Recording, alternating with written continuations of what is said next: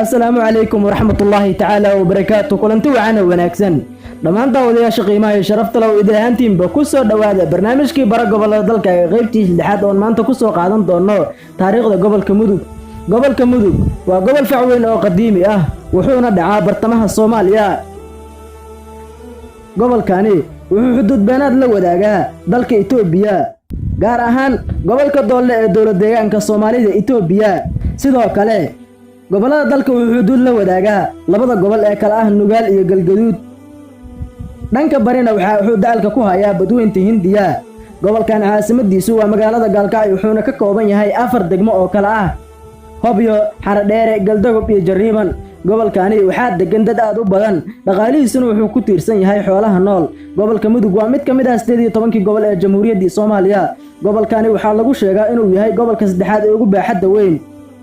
dhul ahaan waa gobol siman kuna fiican xoolo dhaqashada oo aan badanaa lahayn kaymo iyo buuro qalafsan sida gobolada kale ee dalka. waana gobolka labaad ee ugu xuduuda yar marka loo eego sohdimaha uu la wadaago labada gobol ee kala ah Nugaal iyo Galgaduud. gobolkani waxaa ka taliya labada maamul oo kala ah Puntland iyo Galmudug oo ka mid ah maamul goboleedyada ka jira dalka. waqooyiga magaalada Gaalkacyo iyo labada degmo oo kala ah Jariiban iyo Galdogob waxaa ka arrimiya maamulka Puntland, halka ay Galmudugna ka arrimiso koonfurta magaalada caasimadda ah Gaalkacyo iyo labada degmo oo kala ah Hobyo iyo Xaradheere. goobaha la yaab kale ee gobolkani ku yaal waxaa ka mid ah lambar 1 degmada Galdogob waa mid ka mid ah goobihii ugu caansanaa ee laga difaaci jiray dalka Soomaaliya. dagaalkiina dhex maray anaga iyo Itoobiya sanadihii 1964 iyo sanadkii 1977. magaalada Hobyo waa goob istiraatiiji ah oo ku fiican dalxiiska.